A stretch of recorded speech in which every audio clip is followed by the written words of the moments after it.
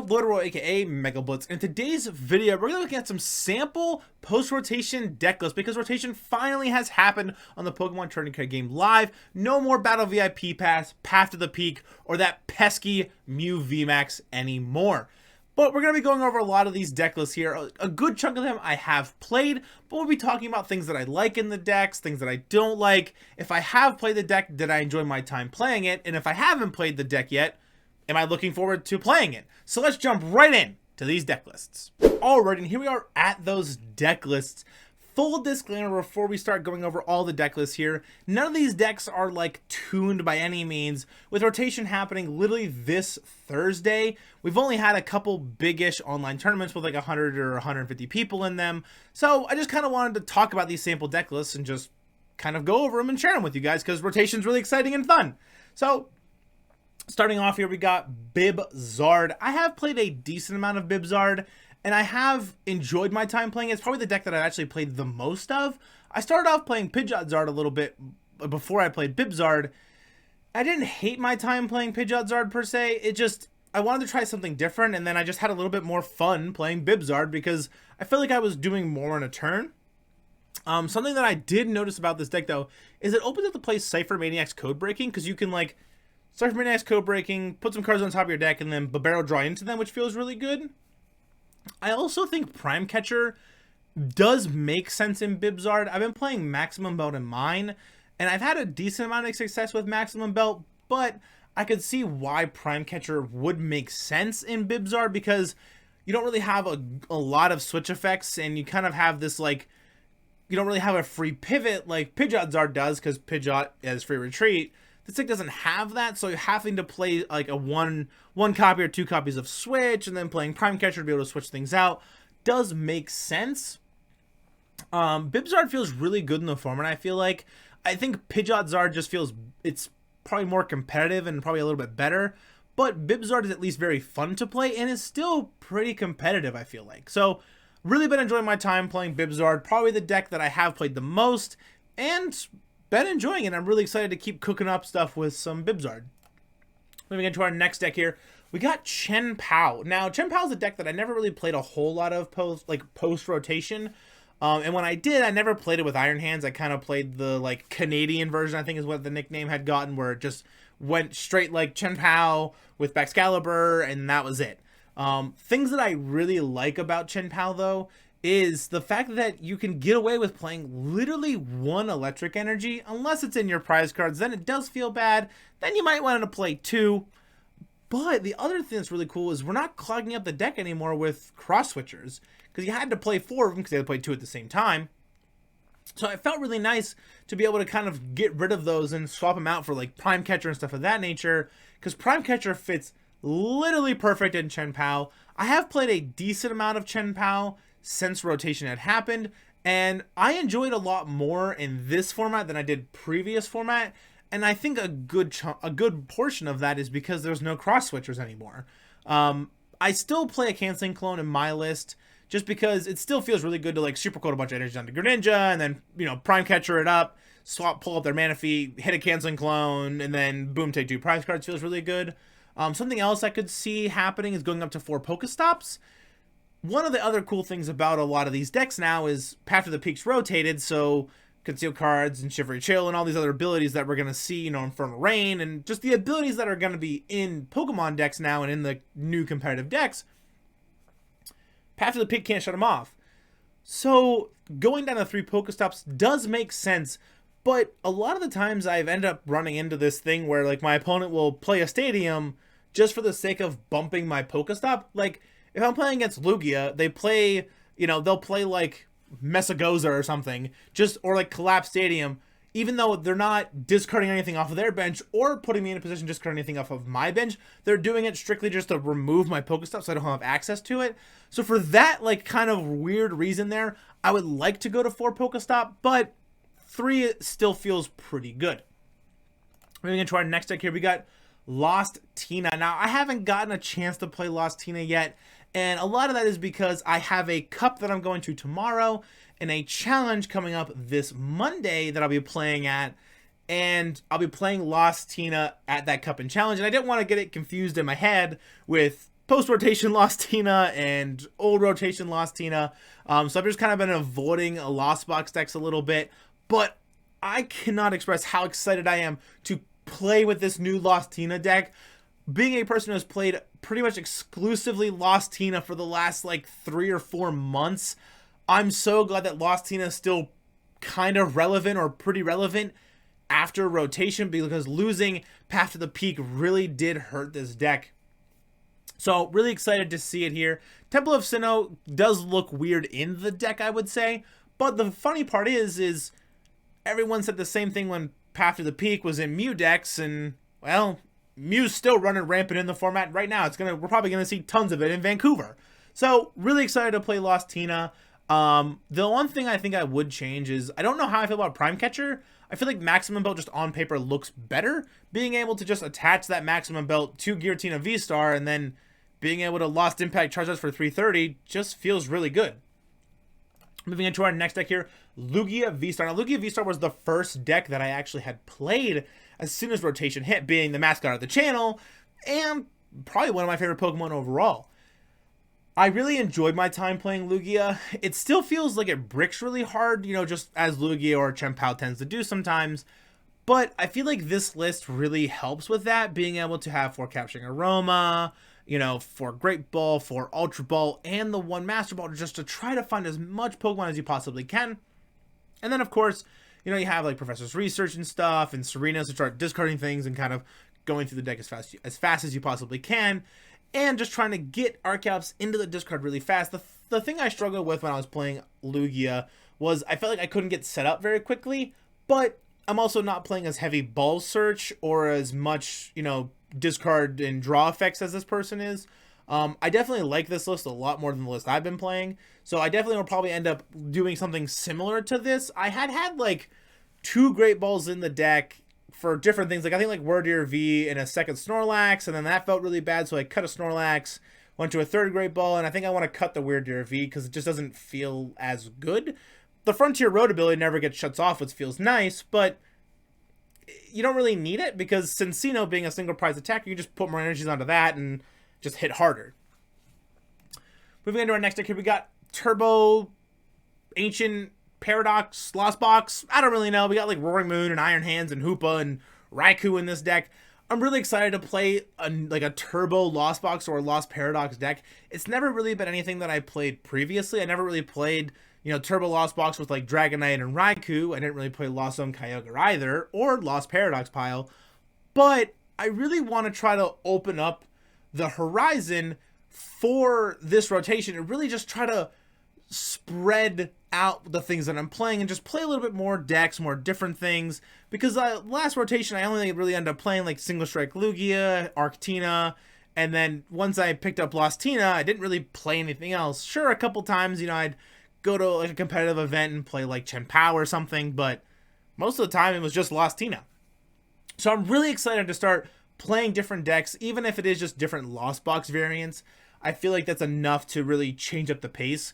And I really like the fact that we have a bunch of 1-ofs in here. You know, 1 Roxanne, 1 Boss. You got like 1 Moon, 1 Hoopa, 1 Bundle, 1 Sableye, 1 Cram, Raikou. All this stuff, just copies of 1-ofs. Kind of reminds me of like Lost Zone Kyogre when that deck was around.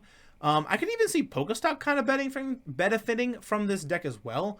Just so many item cards that you could just get off that Pokestop. You know, Mirage Gates and Nest Balls, Switch Carts. And then, of course, you've got like Buddy Buddy Poffin and Switch. And heck, even Prime Catcher would even fit in there. So it wouldn't change too much about the list. I'm also really excited to start playing with Rescue Board as well. Haven't got a chance to play with it yet, but I'm excited to be playing with it here soon. Moving into our next deck, we got Arctina. Now, actually, I just said, Arctina was probably one of the first competitive decks that I really started to play. It was actually the first deck that I had taken to a League Cup, and I had tons of fun playing this deck, and I'm so glad that it's coming back around. Arceus decks just feel pretty good after rotation, and they seem to be one of those decks that just kind of don't really ever go away. There's been so many different Arceus variants because it can get paired with so many different things. Giratina, we see like a Regigigas one. We saw Superior. We saw, you know, Zeraora Vstar and stuff, and Zeraora VMAX, and there's just so many different things you can pair with Arceus Vstar, and that Starbirth ability, just letting you find 2 cards of anything, is so good. So really excited to start playing with Arctina. I have played it. I played, I think, probably about 6-7 games or so with it, and it feels pretty good. It feels pretty consistent as an Arceus deck can be, at least. And I had a lot of fun playing it, and I'm really excited to start like just kind of trying new things in the deck and start taking, swapping things around. Eerie felt really good in the deck as well. I got to play that one time when my opponent actually got to discard their Prime Catcher right out of their hand, and it felt so good because it was like, I got to discard that one copy of a card you're allowed to have in your deck with Eerie, and it feels good. I did not play Cypher Maniac's Code Breaking in it at all. Instead, I ended up playing like 2 Turo Scenario in mine, which felt pretty decent. So really excited to play some more Arceus variants in rotation. Bib-Zard that I talked about a little bit earlier. I did play Bib-Zard, and it's a good deck, and I didn't hate my time playing it. Just I enjoyed Bib-Zard a little bit more. I don't know if it's because I got to do more things during my turn. Technical Machine Evolution just felt really fun to play with as well in Bib-Zard. But Bib-Zard is still a really good deck, and I played about 10 games with it or so and did pretty well. I think I actually ran on a big winning streak with the deck, and I think I ended up winning on like 7 or 6 games in a row and felt really good. So definitely excited to see what Bib-Zard will look like after like EUIC and stuff, because a lot of people are projecting that this is going to be like the best deck in format, and I'm excited to see if that's actually going to be the case. So really cool. Moving into the next deck here, we got Future Box. Now I have not gotten a chance to play Future Box. I'm not really, I don't want to say not looking forward to playing Future Box, but it's not very high on the list of something that I would like to try. I'm more interested in trying, different Lost Box variants or things of that nature, or different Arceus variants, like was it Arceus Vulpix? That was a thing that we saw in Japan as well. I'm a little more interested in trying those kind of things than I am this Future Box deck. I did watch a little bit of Little Dark Fury's stream where he was playing Future Box, and it did seem to look pretty good. And it will definitely be something that I will play eventually. It's just not quite high up on the list at the moment. I also think it's really cool to see Heavy Baton getting played. When I opened this card on my pre-release kit, I'm like reading it, and I'm like, this card is really, really bad. And then I took like 10 more seconds to think about it, and I was like, wait, Iron Hands has a retreat cost of 4. Never mind, this card's actually not that bad. So, also really glad to see Reboot Pod or Reboot Bot getting played in this deck as well. It does make sense being able to just put a bunch of energies onto stuff as well. This deck looks pretty consistent on paper, being able to like power things up with peak acceleration and having, just really starting to be able to churn through the deck really fast. It feels like this deck seems to be pretty quick and pretty aggressive. This Iron Crown making your stuff just hit harder, I feel like it's going to be pretty cool as well. Moving into the next deck here, we got Snorlax Stall. Now, I have not played any games with Snorlax Stall. This is the deck probably the lowest on my list that I actually would like to play. Stall just never has been something that really piques my interest. It's never really been something that's my style per se. However, something I will say is I'm super glad that we're seeing like heavy copies of Eerie in Snorlax Stall, because I feel like Snorlax Stall is a deck that would benefit from Eerie the most, and that makes me really happy. Hero's Cape, like I said, in the top 10 video, or like best and worst A-Specs video, sorry, where I talked about Hero's Cape making a lot of sense in Snorlax Stall. I feel like you could also just put Prime Catcher here and it would make just as much sense. I would even like to see maybe like Rad-Zard in here somewhere, or like maybe a Psychic Energy would be kind of cool. Little spice. Play the Psychic Energy so you can like attack with Mimikyu if you need to, or maybe even put in Rad-Zard so when they start taking prize cards, if you get into a position where you can start attacking with Rad-Zard, maybe just take a couple prize cards and not really get punished for it, I think could be kind of cool as well. Not really excited to play Snorlax Stall, kind of forgot about that part. Yeah, it's at the bottom of the list. I'm sure I'll end up playing a couple games with it at some point, just so I can try to understand it a little bit more and just have a better understanding of how the deck functions and things of that nature, but haven't played anything with it yet and not really looking forward to it per se. Moving on to Ancient Box here.